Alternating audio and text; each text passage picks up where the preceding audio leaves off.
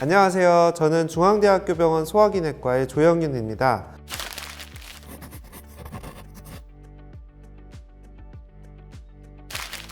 오늘은 간세 포함 환자의 예후를 분석하기 위해서 현재까지 보고된 분자 I형을 통합해서 간암의 컨센서스 몰레큘러 서브타이핑을 한 연구에 대해서 임선영 교수님을 모시고 이야기를 들어보도록 하겠습니다.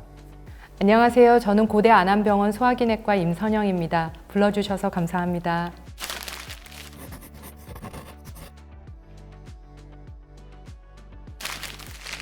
이번 연구는 간 분야 최고의 학술지 중 하나인 헤파톨로지의 12월호에 발표되었습니다. 유전체 연구를 해보지 않은 연구자 입장에서는 이런 연구 데이터를 해석하는 게 항상 좀 어렵게 느껴지거든요. 그래서 오늘 저자를 모시고 직강을 듣게 되어서 쉽고 재미있게 설명해 주실 거라고 기대하고 있습니다. 연구에 대한 소개와 그 시작하게 된 계기를 좀 말씀해 주시겠어요? 네, 이러한 비슷한 연구들 중 대표적인 게 The Cancer Genome Atlas 컨소시엄에서 발표한 연구 결과가 되겠습니다. TCGA 같은 경우는 멀티 플랫폼 하이트로풋 데이터를 이용하여 환자들의 특징 및 예후를 분류하였습니다. 결과를 보시면 총 3개의 군으로 클러스터를 나눌 수 있었고, 클러스터에 따라서 예후가 다 달랐는데 클러스터 1 같은 경우는 예후가 가장 나빴고, 여기에 해당되는 환자들은 동양 환자와 하이 AFP 레벨, 그리고 튜머 그레이드 또한 나빴고 마크로베스큘러 인베이전 등을 포함하고 있었습니다. 이렇게 발표된 여러 가지의 연구들을 살펴보면 서브타입 간의 오버래핑 되는 특징들이 있었고, 임상적으로나 생물학적으로 호모지니스한 측면이 있어 대체로 일치하는 컨센서스 서브타입이 존재할 거라는 것을 암시하고 있습니다. 하지만 아직까지 이를 증명한 연구가 없어 본 연구에서는 간암 환자를 컨센서스 서브타입으로 분류함으로써 각 군의 바이올로지를 분석하고 서브타입에 따라 적절한 치료를 제시할 수 있는지 알아보고자 하였습니다. 그렇군요. 이번 연구 그 논문을 보니까 되게 많은 연구진들이 참여를 하셨더라고요. 연구자들에 대해서도 조금 배경 설명을 해주시겠습니까? 네, 이번 연구는 MD 앤더슨 캔서 센터 시스템스 바이올로지 이주석 교수님 연구실에서 수행되었고, 저 외에 현재 분당 차병원에 계신 이성환 교수님, 그리고 고대 구로병원 외과에 계신 강상희 교수님이 함께 참여하였습니다. 네, 그러면 이제 데이터를 들여다보도록 하겠습니다. 처음에 이제 설명해 주실 때 이미 보고된 그 지노믹 서브타입을 적용했다라고 하셨는데, 그 연구의 그 진행 방향 및 그런 방법론 이런 부분들을 간략하게 설명해 주시면 좋을 것 같습니다. 네, 스키마틱 다이어그램을 먼저 보여드리겠습니다. 본 연구는 16개의 연구를 통해 이미 많이 알려진 지노믹 서브타입들을 디스커버리 셋, 즉 미국의 NCI 데이터, TCGA, 홍콩, 유럽 헵토믹 트랜스크립토믹 데이터에 적용해서 클러스터 오브 클러스터 분석 방법으로 총 5개의 서브타입 A, B, C, D, E로 분류하였습니다. 여기에 해당되는 유전자 100개를 선정하여 Predicted of Integrated Consensus Subtype with 100 Genes PICS 100으로 명명하였고, 해당 진셋이 과연 로버스트한지 확인하기 위해서 다른 밸리데이션 셋에 적용하였고, 해당 진셋이 이제 의미 있다라는 것을 확인할 수 있었고, 그리고 마지막 단계로는 서브타입에 따른 몰리큘러 캐릭터리스틱을 확인하였습니다. 네, 제가 또 처음 들어본 분석 방법이 나왔는데요. 이 클러스터 오브 클러스터 분석은 어떤 분석인가요? 네, 지금까지 보고된 16가지의 분류 방법들이 다 다르기 때문에 해당 데이터를 통합하여 새로운 서브타입으로 분류하는 분석 방법이 되겠습니다. 저희는 컨센서스 클러스터 플러스 알고리즘을 사용하였고, 샘플 서브타입을 바이너리 벡터 인풋으로 취급하여 샘플을 다시 클러스터링한 다음 최적의 서브타입 수를 정하게 되는데, 해당 알고리즘에 따라서 저희는 최종적으로 5개의 서브타입으로 분류하게 됐습니다.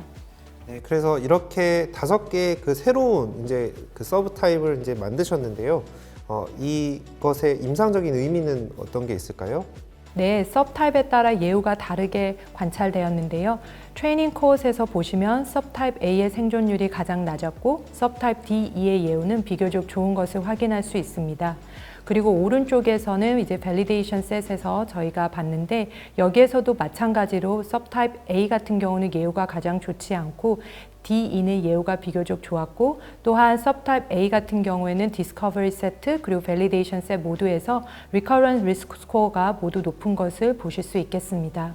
진짜 보니까 이제 여기 그래프에서 보면 이제 서브 타입별로 이제 임상적인 예우나 특징이 조금씩 다 다르게 나타나는 것을 볼 수 있는 것 같습니다. 그래서 이제 거기까지는 이제 이해가 됐습니다. 그러면 이 서브 타입을 이제 나누셨는데 그 각각의 유전적인 특징이 어떤 게 있을까요? 첫 번째로 이제 헤파틱 스템네스를 확인했습니다. 피털 헤파토블라스트에서 간 줄기 세포를 보이고 있다는 점을 저희가 지난 연구에서 확인할 수 있었고요. 그래서 서브타입 A 같은 경우에는 10주째 되는 휴먼 피털 헤파토블라스트와의 유사성이 가장 높았다라는 것을 이번 연구에서도 다시 한번 확인하였고 프로제니터 셀 마커인 CK19 발현이 높아 이 서브타입 같은 경우는 예후가 좋지 않을 것이다 라는 근거를 제시할 수 있었습니다. 또한 비교적 예후가 좋지 않은 서브타입 B에서도 마찬가지로 헤파틱 프로제니터 셀 그리고 HCC의 마커인 AFP 발현이 높은 것을 확인할 수 있었고 또 헤파틱 스템네스 특징도 비슷하게 보이고 있어 예후가 좋지 않다라는 것을 암시하였습니다. 그 예후가 나빴던 그 서브 타입이 이제 A랑 B였는데 거기서 이제 특정한 유전자 발현이 높다는 것을 알 수 있었습니다. 이 내용을 어떻게 임상에 적용할 수 있을까요? 네, 사실 앞에서 말씀드린 그 유전자들은 저희가 타겟팅할 수 없습니다. 해당 유전자들을 직접적으로 타겟팅할 수 없기에 이제 액티베이션된 패스웨이나 키 업스트림 레귤레이터를 인실리코 방법으로 분석할 수밖에 없었고 Ingenuity Pathway Analysis라고 해서 IPA라는 것을 사용하였습니다. IPA는 일반적으로 알려져 있는 유전자나 질병에 관련된 패스웨이 확인과 방향성 예측을 하는 데 사용이 됩니다. 저희가 구축한 진셋을 이 IPA에 입력을 하면 액티베이션 됐거나 이제 이니베이션 된 패스웨이들을 확인할 수 있습니다. 그거 외에도 분자적 네트워크를 보여주기도 하고요. 유전자 발현 양상을 조절하는 업스트림 레귤레이터를 확인할 수도 있고 이에 의해 조절되는 다운스트림 레귤레이터들도 계층적으로 가시화할 수 있겠습니다. 교수님 그러면 그 계층적으로 가시화해서 보여준 게 지금 이 오른쪽에 보이는 이 그림인가요? 네, 맞습니다. 그리고 그 뒤에서도 이제 보시면 저희 결과가 되겠습니다. 다음 슬라이드에서는 이제 저희가 서브타입에 따라서 그 업스트림 레귤레이터와 관련된 유전자들에 대한 네트워크를 보여주는 그림이 되겠습니다. 그래서 서브타입 A 같은 경우에는 Force 및 Jun 트랜스크립션 팩터 네트워크가 유의하게 액티베이션 돼 있는 것을 볼 수 있겠고 서브타입 B에서는 MYC 네트워크 그리고 서브타입 C에서는 이뮨 시스템과 관련돼 있는 네트워크가 중요하다는 것을 확인할 수 있습니다. 반면 예후가 이제 좋은 서브타입 D 같은 경우에서는 베타카테닌 네트워크와 그리고 HNF4A라고 해서 이제 보통은 간세포 분화도가 좋은 이제 세포에서 볼 수 있는 유전자 발현인데요. 이와 관련된 네트워크가 의미 있게 높게 액티베이션 돼 있는 것을 확인할 수 있겠습니다. 이 그림은 이제 논문에서 봤던 그림인데 설명을 해주셔서 이제 무슨 의미인지 좀 알 수 있을 것 같습니다. 그러면 다음 이제 논문의 피겨에서는 이제 군별로 뮤테이션인 랜드스케이프를 보여주었는데 이제 뭐 TCG 연구에서도 이런 비슷한 이제 그림을 봤던 것 같습니다. 그래서 이게 데이터도 좀 설명해 주시고 이게 이전 연구랑 어떤 점이 좀 다른지 좀 알려주시면 좋을 것 같습니다. 네, 사실 간세 포함해서는 이미 뮤테이셔널 랜드스케이프이 다 보고가 됐습니다. 저희 결과도 비슷한 결과를 보여주고 있었고요. 다만 이제 서브타입별로 저희가 나눠서 봤을 때 뮤테이션 레이시 다 상이하다는 것을 확인할 수 있겠습니다. 서브타입 A에서는 TP53 그리고 BAP1 뮤테이션 레이트가 가장 높은 반면 서브타입 B에서는 크로마틴 레귤레이터에 관련돼 있는 아리드1A나 엑신1의 뮤테이션 그리고 서브타입 D에서는 앞에서 보여드린 업스트림 레귤레이터 애널리시스에서와 같은 결과로 베타카테닌 뮤테이션 레이트이 가장 높다라는 것을 보실 수 있겠습니다. 또한 이제 커피 넘버 얼터레이션도 저희가 한 번 더 확인했는데 이 얼터레이션이 많으면 많을수록 예후가 좋지 않다라는 것은 이미 보고돼 있습니다. 저희 연구 같은 경우에서는 이제 서브타입 B에서 그 스코어가 가장 높다는 것을 알 수 있었고 비교적 예후가 좋지 않은 서브타입으로 보시면 되겠습니다. 그런 유전적인 소인 외에 저희가 스테이징에 들어가는 그런 임상적인 소견들이 많은데요. 이런 것들이 서브타입 간에 좀 차이가 있었나요? 네, 그 튜머 그레이드 같은 경우에서는 서브타입이 가장 나빴고요. 그리고 AFP 레벨 같은 경우는 서브타입 B에서 높았습니다. 그거 외에도 이제 서브타입 A 같은 경우에는 마이크로베스큘라 인베이전 레이트도 높고 또한 인트라헤파틱 메타스타시스도 다른 군에 비해서 더 흔히 발생하는 것을 확인할 수 있었습니다. 다변량 분석에서도 저희가 다시 한번 이 임상적인 소견들을 넣고 봤을 때 서브타입 A는 나쁜 예후와 관련이 있었고 서브타입 E 같은 경우에는 음의 상관관계를 보이고 있었습니다. 지금까지 이제 그 서브타입에 따른 그 유전적인 소견부터 임상적인 특징, 예후 다 말씀을 해주셨습니다. 그래서 이제 이 연구에 사실 제가 이렇게 옆에서 보기에 제일 중요하다고 생각했던 거는 이런 서브타입으로 분류했을 때 이게 치료랑 이제 연결이 된다는 건데요. 이 결과도 좀 설명 부탁드립니다. 네, 사실 저희가 이렇게 많은 노력을 하는 거는 결국은 이제 어떠한 약을 쓰면 반응이 좋을지 보는 건데요. 휴먼 데이터에 바로 적용하기 전에 저희는 약물 검사를 실험 모델, 리버 캔서 모델 레포지터리 데이터셋을 이용하였습니다. 해당 데이터셋은 81개 리버 캔서 셀 라인에 대한 트랜스크립토믹 그리고 약물학적 데이터를 모두 포함하고 있어 저희가 해당 셀 라인에 픽스 100을 적용해서 모든 셀 라인들을 5개의 컨센서스 서브타입으로 분류할 수 있었고 그 결과 서브타입 D에서 일관성 있게 베타카테닌 유전자 변이가 계속 지속적으로 높게 나타난다라는 것을 확인할 수 있었습니다. 이는 셀 라인이 프라이머리 HCC의 분자적 및 생물학적 특성을 잘 재현한다라는 것을 시사하고 있다라는 것을 확인할 수 있습니다. 그래서 베타카테닌 액티베이션이 가장 높은 서브타입 D는 소라페닙 그리고 레고라페닙에 대한 반응이 가장 좋은 반면 서브타입 A, B 예후가 좋지 않은 군에서는 YM155 서바이빈을 타겟팅하는 약제의 반응이 좋았고 서브타입 B 같은 경우에서는 비교적 시스플라틴의 반응이 좋은 것을 볼 수 있습니다. 네, 그 유전자형에 따른 이런 항암 반응을 예측할 수 있다는 것은 사실 정말 놀라운 결과이고 향후 맞춤형 치료에 저희가 한 발 나아가는 것 같아서 굉장히 설레는 마음이 듭니다. 그 오른쪽 그림에서 보면 여기 액티비티 에리어가 높을수록 항암의 반응이 좋다는 뜻인 것 같았는데요. 이 액티비티 에리어는 어떻게 구하는 건가요?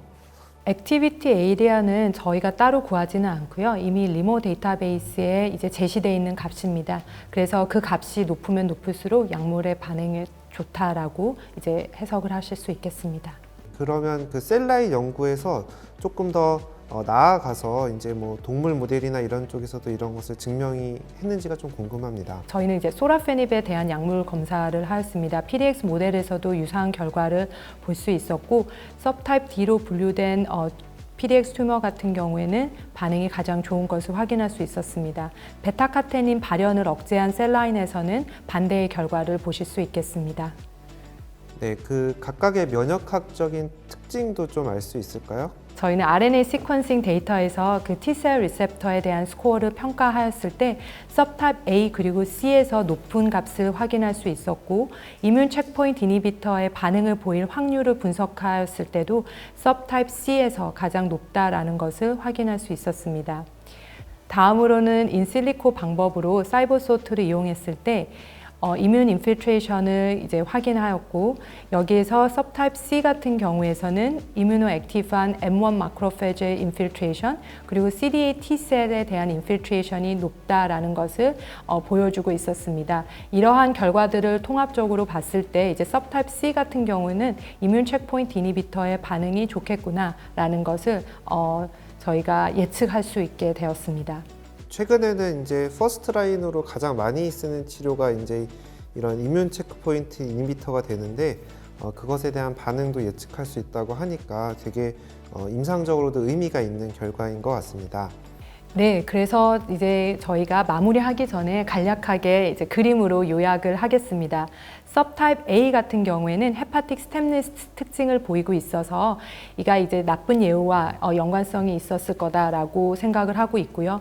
반면 subtype B 같은 경우에는 크로모소멀 인스테빌리티 피노타입 그리고 height AFP 레벨이 나쁜 예후를 시사하고 있다라고 보실 수 있겠습니다.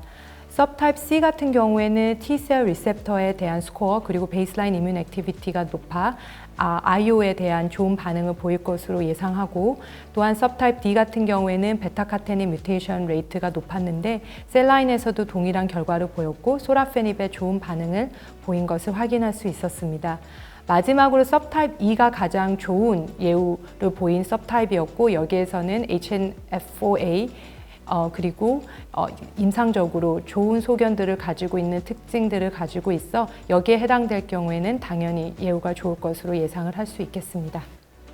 네, 교수님. 이렇게 저자를 모시고 직강으로 들어보았는데요.